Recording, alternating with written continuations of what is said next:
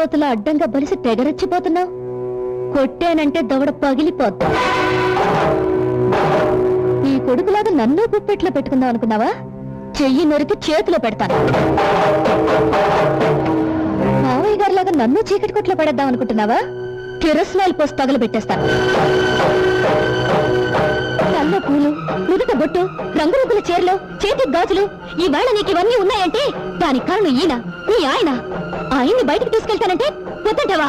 చెప్పు తెగిపోద్ది.